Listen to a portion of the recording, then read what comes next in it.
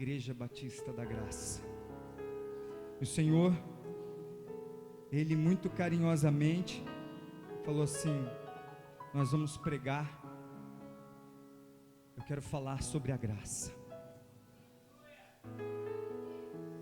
O Senhor foi ministrando e várias vezes, é uma coisa linda quando o Senhor vai falando sobre a graça, e eu louvo a Deus pela Igreja Batista da Graça, porque não são todas as igrejas que estão vivendo a graça.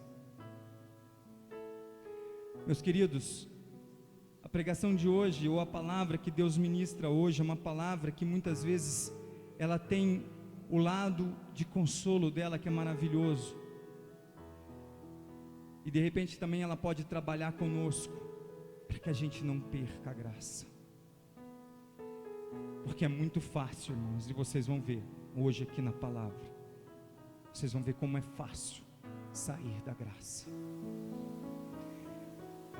Eu peço aos irmãos que primeiramente abram em em Atos.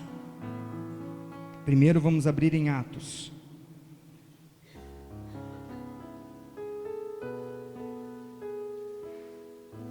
Capítulo 10.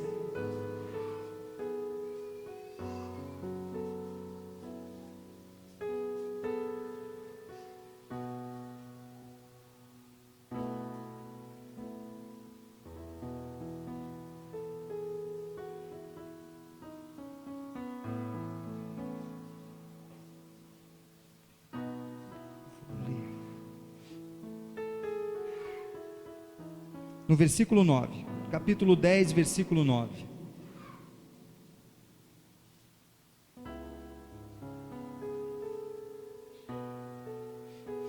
Minha Bíblia é bem simplificada, então vai facilitar o entendimento.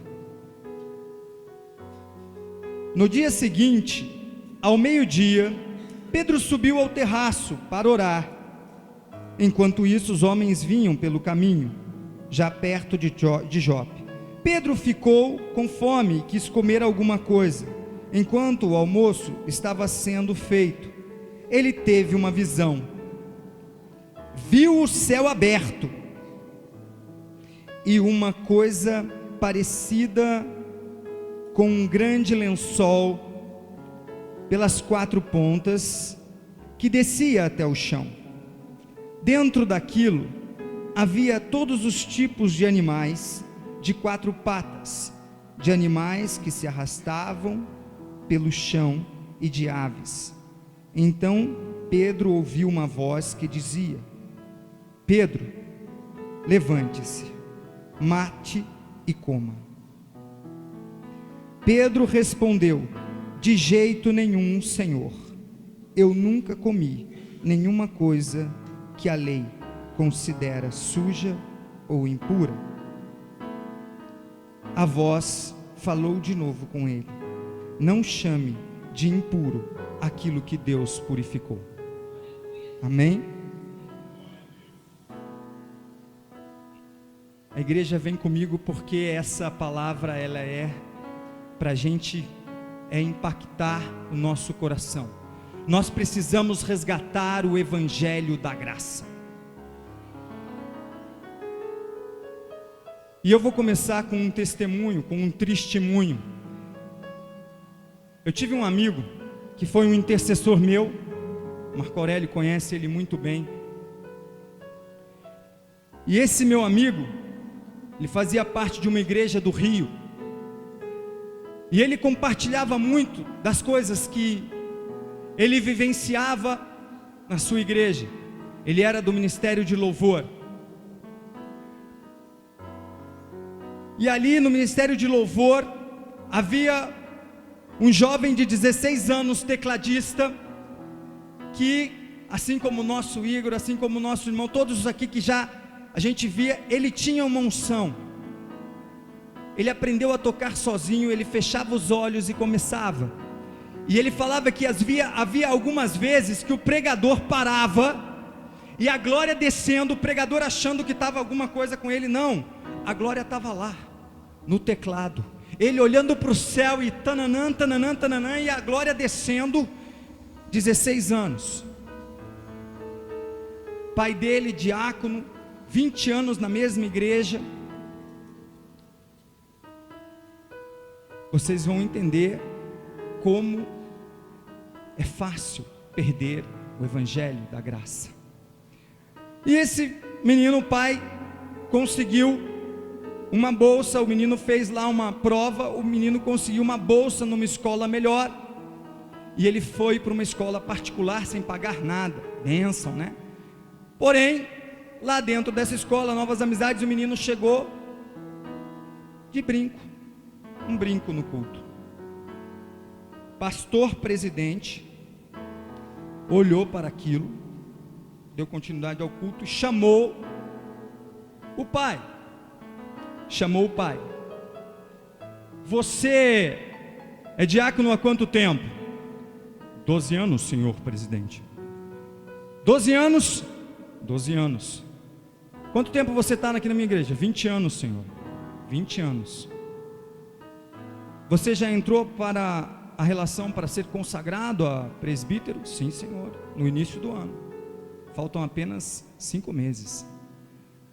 Pois então, se você não souber governar a sua casa, você não vai comungar na minha igreja. Deu a dura nele. O pai levou o filho para casa. Onde já se viu uma coisa dessas com seu pai? Que falta de responsabilidade! Você está me expondo ao ridículo. O filho foi, outras coisas foram ditas, muito mais fortes. O filho foi para o seu quarto, se trancou, começou a chorar. No dia seguinte, eu não sei o que aconteceu com ele, mas com muita coragem ele voltou para a igreja, ele voltou para o teclado. E o pastor olhou para a cara daquele diácono e falou assim: ele não tirou o brinco? No meio do culto, começa a acontecer a bênção, o menino começa a tocar novamente, a glória acontecendo no culto. O pastor vem no púlpito e fala: para tudo. Diácono Sebastião, vem aqui. Saia da minha tribuna, 3 meses no banco. E o pai desce e vai para o banco. Seu Juninho, é Júnior o nome dele. Juninho, vem cá. Não é o Júnior nosso, tá, Juninho? Vem aqui. Você, 3 meses sem ceia e 6 meses sem pisar aqui no Ministério de Louvor. Você está em disciplina. E ele foi para o banco, chorando. Não precisa ser muito adivinho. Ele fugiu de casa. Ele entrou nas drogas.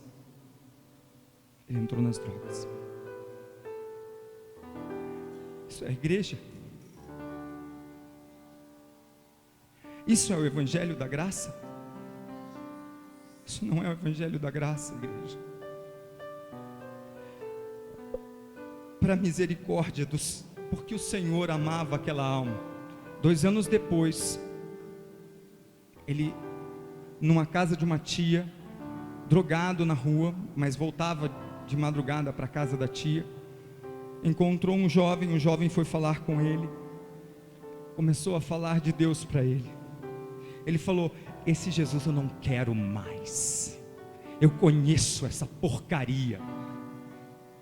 Respondeu assim para aquela pessoa, mas aquela pessoa, vendo a dor, não vendo aquelas afrontas, falou assim: não é esse Jesus que eu quero te apresentar, quero te apresentar outro. Mas vamos lá, eu vou te levar ali, tem um pastor que está ensaiando agora, e se você puder. Ele falou, não, ele já tinha contado, eu já fui tecladista, já fui isso, mas não sou, não, vamos lá, tem um pastor tocando agora. E aí estava um pastor lá, levou num grande salão, grande, estava ensaiando, pastor. Aí falou: dá para você orar por ele? O pastor, claro, tá. Quem que estava orando por ele? André Valadão. Foi orar por ele. Ele gravou um CD com o André, ele está tocando agora para o André Valadão. Jesus é misericordioso, a graça de Deus é misericordiosa. E aquela igrejinha de 60 membros passou para 41. Ela tem quase 40 anos. Estão entendendo?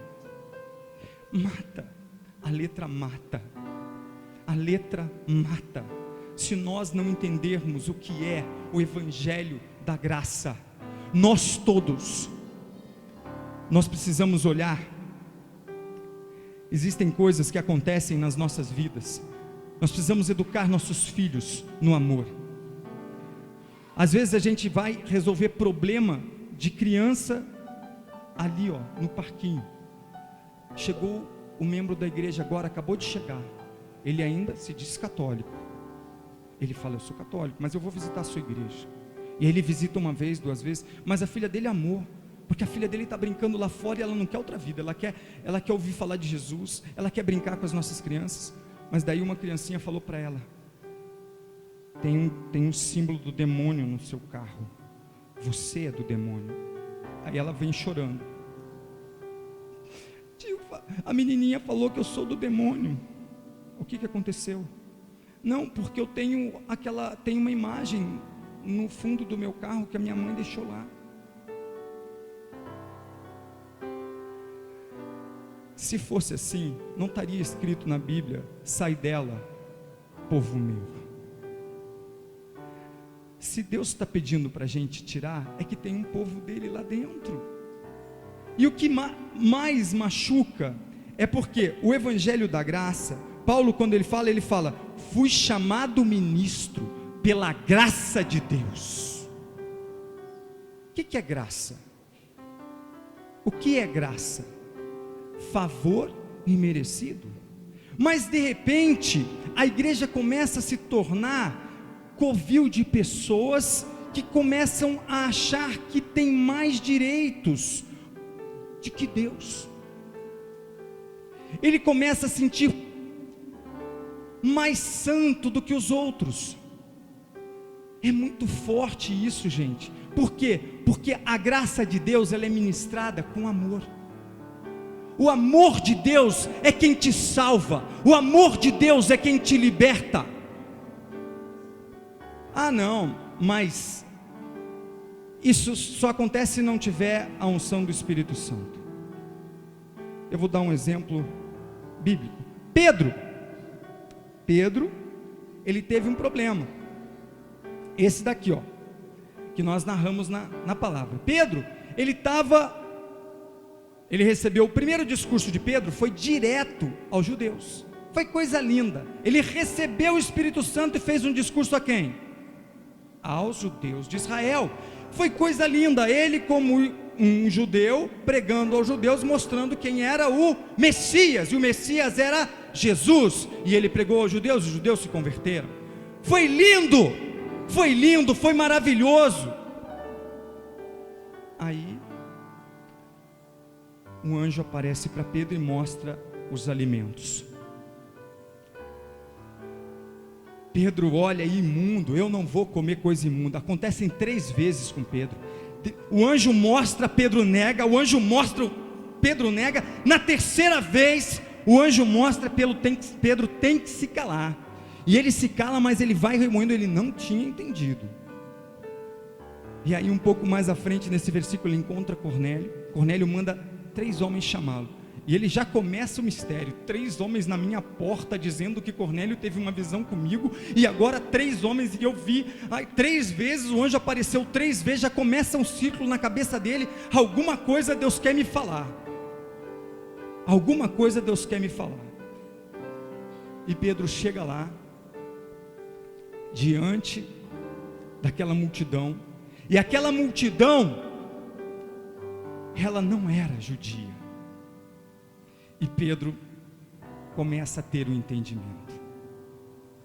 E no meio do discurso, Pedro se revela, fala: realmente Deus não quer fazer acepção de pessoas.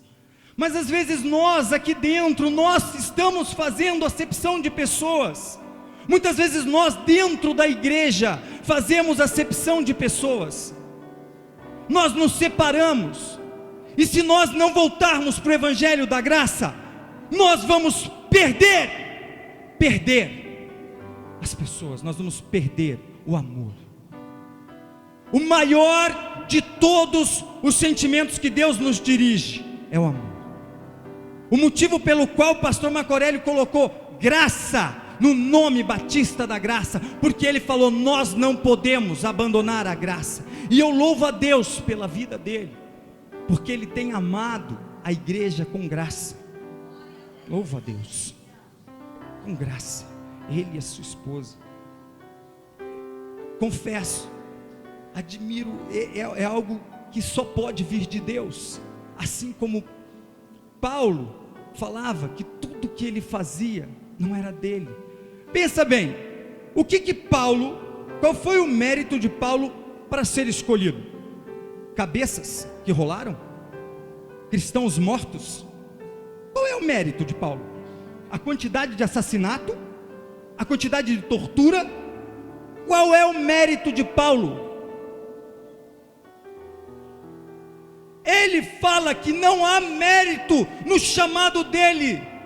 Não existe mérito. Ele fala: pela graça fui chamado. Eu fui chamado porque Deus se agradou de mim. É assim. Maria foi chamada. Por que Maria foi chamada? Como é que começa a saudação? Ave cheia de graça. Porque não vem dela, não tem divindade nela, é pela graça de Deus que ela é chamada. Nós somos chamados por graça, cada um de nós somos chamados por graça. Nós não somos buscadores, nós somos agraciados. Mas existem inimigos da graça, e o maior inimigo da graça é o demônio, Satanás. Ele não quer te ver debaixo da graça. E ele começa, e você fala: não, acabou. Depois que ele viu, sabe o que aconteceu? Se você seguir o capítulo 10, você vai vendo, lá no final, Pedro começa a clamar, e ele começa a pregar, e ele não consegue terminar, porque o Espírito Santo vem e toma aquelas pessoas em glória. Elas começam a ser batizadas com o Espírito Santo. Por quê? Porque Pedro entendeu que ele tinha que amar aquelas pessoas. Pedro entendeu que aquelas aves imundas eram aquelas pessoas de todas as nações que Cornélio levou para ele. Por que Cornélio chamou ele? Cornélio não tinha a base que Pedro tinha. Pedro era o apóstolo que testemunhou a transfiguração. Gente, ele queria fazer 3 tendas. Gente, Deus fala assim, para nós somos bem-aventurados. Fala assim: bem-aventurados aqueles que não viram e creram. Você não viu nada ainda, e você já crê, e nós estamos aqui porque cremos. Mas Pedro viu Jesus ressuscitado, Pedro andou sobre as águas, Pedro viu Moisés e Elias conversando com Jesus em corpos gloriosos. Mas ele caiu só essa vez? Não.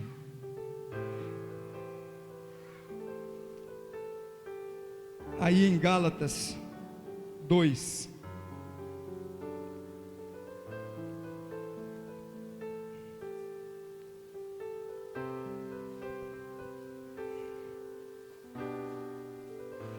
Gálatas capítulo 2, versículo 11. Sabe por que às vezes nós precisamos mostrar na Bíblia? Porque às vezes, depois eu vou voltar até mesmo naquela cena que eu dei do exemplo do garoto que foi resgatado. Gálatas 11, no Gálatas 2, 11. Amém? Só ouvi os dois amém hoje.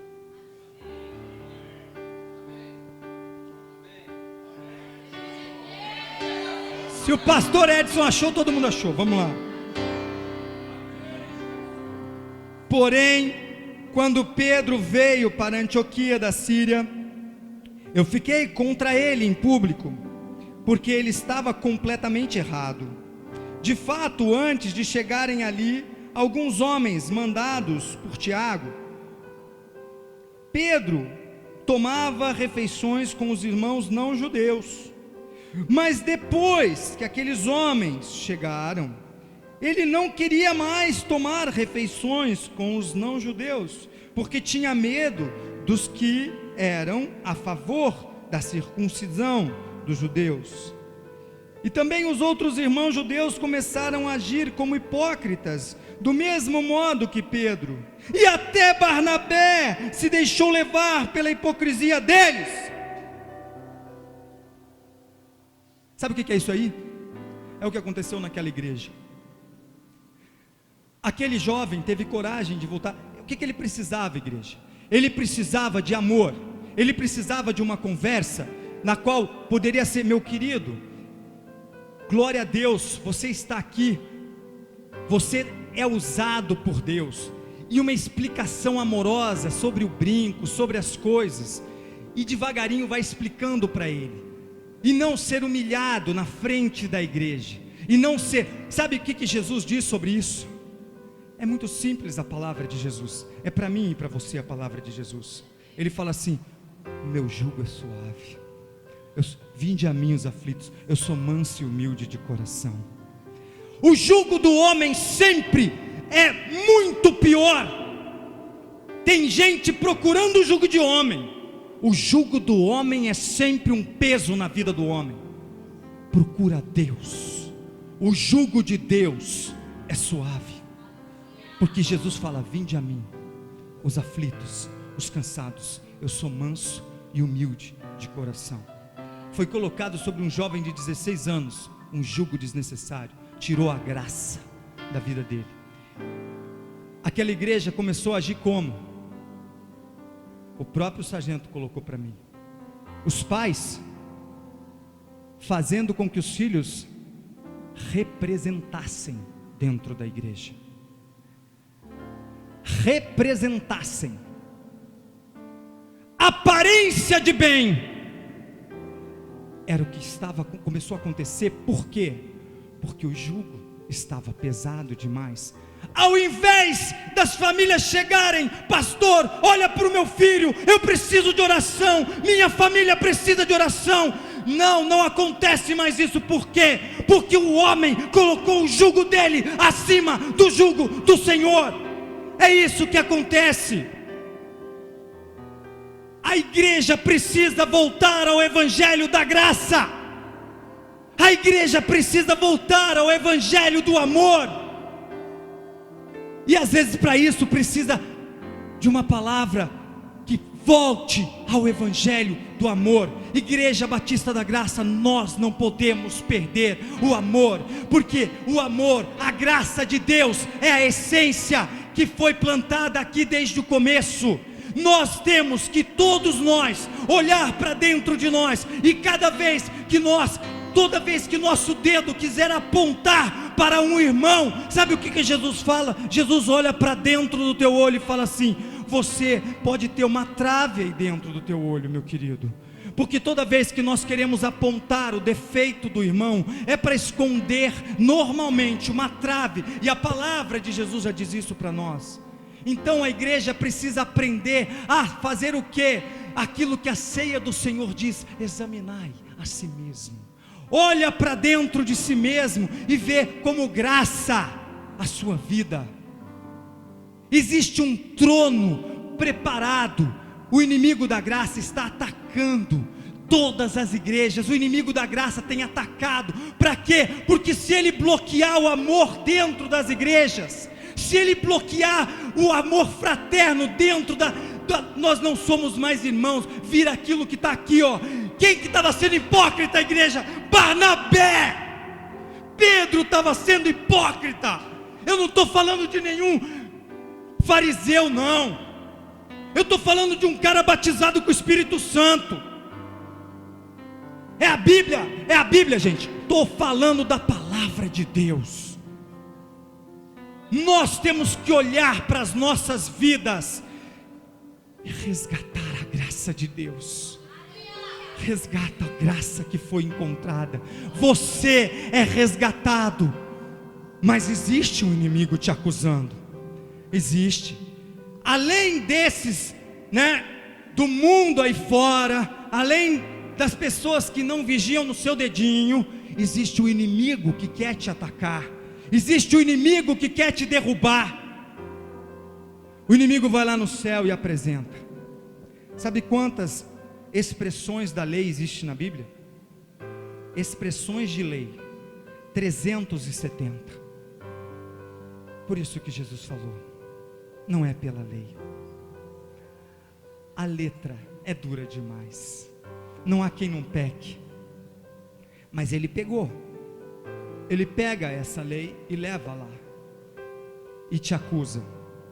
Você tem um acusador diante do trono de Deus. Todos os seus deslizes são levados até lá, todos, um por um. Não pensa que ele esquece qualquer dos seus deslizes, todos eles são levados a Deus. Mas do lado do trono de Deus existe um trono da graça, que tem um cara com a mão furada, que ele deixou furada para eu e você lembrarmos quando chegar lá em cima, que não foi por mim, que não foi por mérito meu, que não foi por mérito seu. Ele vai olhar e ele põe uma mão lá para baixo. Filho, calma aí, filho, eu vou entrar. E diz que nós temos um advogado no céu. E ele entra diante. Satanás, se afasta, porque agora eu vou entrar. Existem quantas? 370. Existem 8.000 inscrições de perdão. 8.000 vezes Deus fala do seu perdão, e ele coloca diante de Deus: Senhor, ele é lavado e remido no meu sangue. Ele é lavado e remido no meu sangue. Ele se entregou para que eu lave a vida dele. Ele está debaixo da graça. Ele está debaixo da graça. Não é para ele haver condenação. Não há mais condenação. Assim, Deus se coloca diante, ele se interpõe diante de um acusador que não perde um ponto da sua vida. Nós, como igreja, aqui nós temos que agir como Paulo. Nós temos que exortar contra toda e qualquer tipo de assassinato da graça. O Evangelho da Graça, nós temos em Romanos, pelo qual temos entrada pela fé, Romanos 5:2, a esta graça, na qual estamos firmes e nos gloriamos na esperança da glória de Deus. Romanos 5, versículo 2, pela qual temos entrada pela fé, é esta graça, na qual estamos firmes e nos gloriamos na esperança da glória de Deus. E no versículo 8, mas Deus prova o seu amor para conosco, em que Cristo morreu por nós, sendo nós ainda pecadores.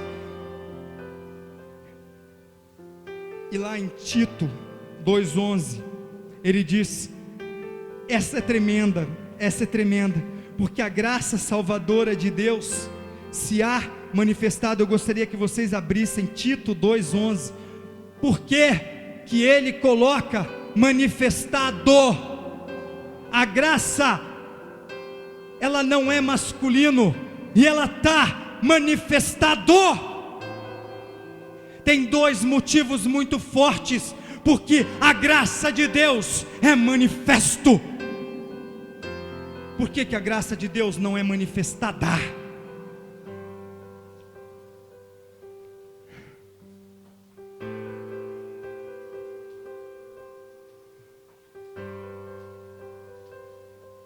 Existe uma explicação linda. Em primeiro lugar, quem é a graça? É o próprio Cristo. A graça é o teu próprio Senhor Jesus Cristo, aquele que te redime, aquele que te lava dos seus pecados. Toda a graça está nele. Sem Ele não haveria graça sobre nossas vidas.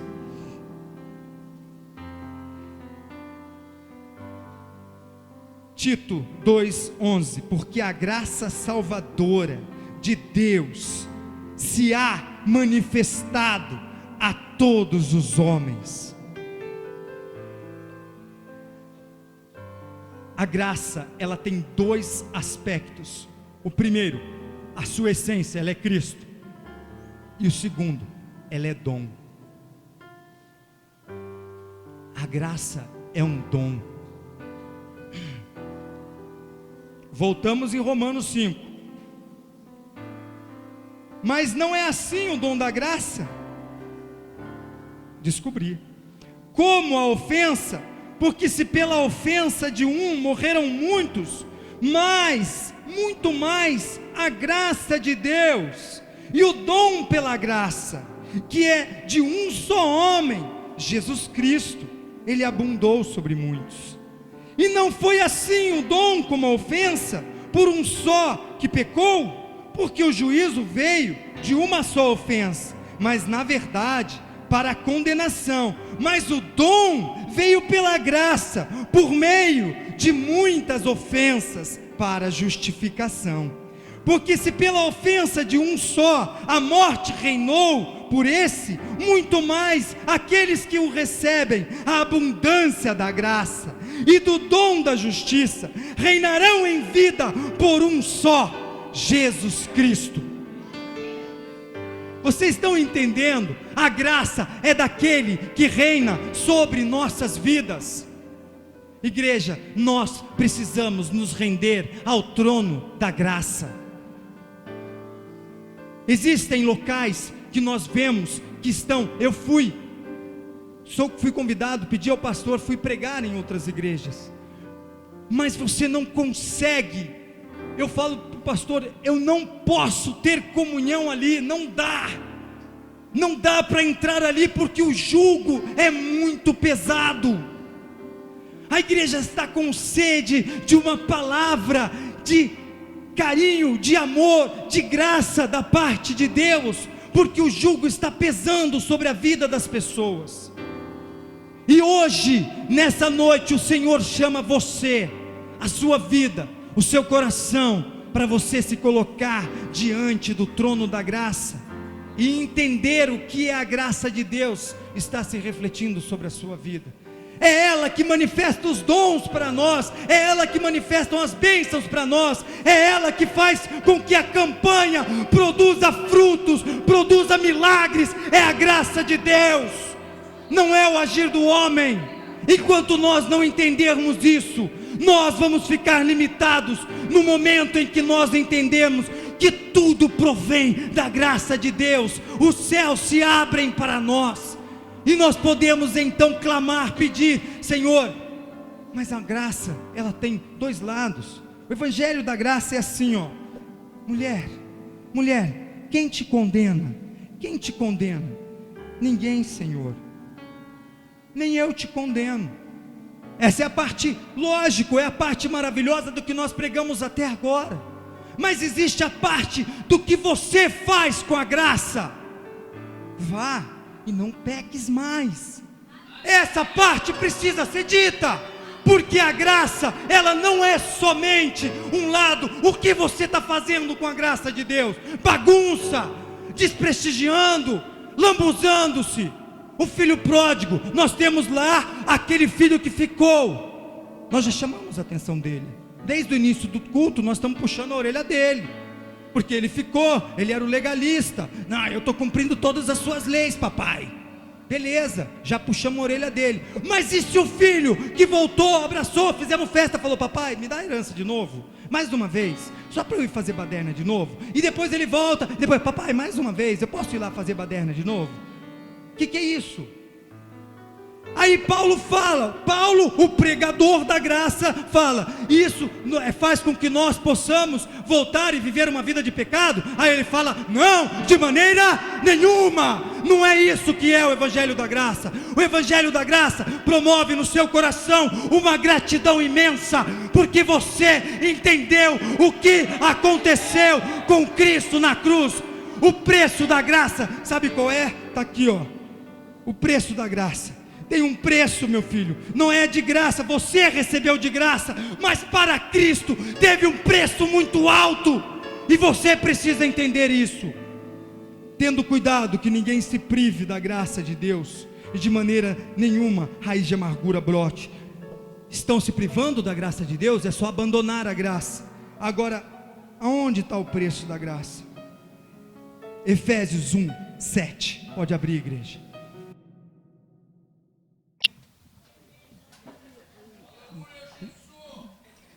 Em quem temos a redenção pelo seu, a remissão das ofensas, segundo as riquezas da sua, da onde que vem? Está vendo? Da onde que vem a graça? Vem do sangue de Jesus. A graça vem pelo sangue que foi derramado numa cruz pela sua vida. Pediria que você colocasse a sua mão sobre o seu coração. Eu gostaria de orar juntamente com vocês. Vamos orar pela Igreja Batista da Graça. Vamos orar pela sua família, para que a sua família não saia da graça. Peça sempre para que a graça de Deus permaneça no teu coração, mas valorize a graça de Deus. Não desprestigie o amor que Deus derramou e tem derramado sobre a sua vida. Querido Deus e Pai, nós estamos todos juntos, unidos em um só coro. Nós estamos reconhecendo a graça que vem do trono do seu Filho amado. Nós estamos reconhecendo que foi pelo sangue que recebemos um presente maravilhoso, a salvação que o Senhor nos dá, a libertação de tantas famílias, a libertação de tantas vidas. Senhor, obrigado, Senhor, pelos presentes que o Senhor tem dado, pelos milagres que o Senhor tem feito aqui na Igreja Batista da Graça. Obrigado, Senhor, pelos milagres na construção. Obrigado, Senhor, pelos milagres com o engenheiro, com a obra, com quem oferta. Obrigado, Senhor, pelos milagres nas casas, na família. Obrigado, Senhor, pelos empregos. Obrigado, meu Deus, pela saúde das nossas crianças. Sabemos, Senhor, que o Senhor é aquele que cuida de nós, e é por graça que o Senhor faz isso. Senhor, que a tua graça possa, Senhor, estar nos laçando esta noite. Nos abraça com a tua graça, um abraço sincero de amor, e que nós permanecemos, não saiamos mais da tua graça até o fim de nossas vidas. É a oração que nós fazemos em nome do Senhor Jesus. Amém. Amém. Glória a Deus. Que você seja agraciado, com esse amor nesta noite. O que você vai fazer com essa graça? Que você utilize essa graça para abençoar vidas. Que você utilize esse amor de Deus para contar bênção, não para murmurar. Que você utilize essa graça de Deus para evangelizar. Que você utilize essa graça de Deus para levar a boa palavra, a boa semente àqueles que estão sedentos da palavra. Que nesta noite o Espírito Santo possa te tocar, a ponto de você ser impactado com essa graça e sair daqui disposto a fazer algo pelo reino, fazer algo por Jesus. Ele deu a vida por você. E o que você tem dado por Ele? O que você tem feito em prol do reino dEle, em prol de tudo isso que Ele fez? A maior maldição você já foi liberto. É passar a eternidade longe do Salvador. Você que já aceitou o Senhor Jesus como seu único e suficiente Salvador.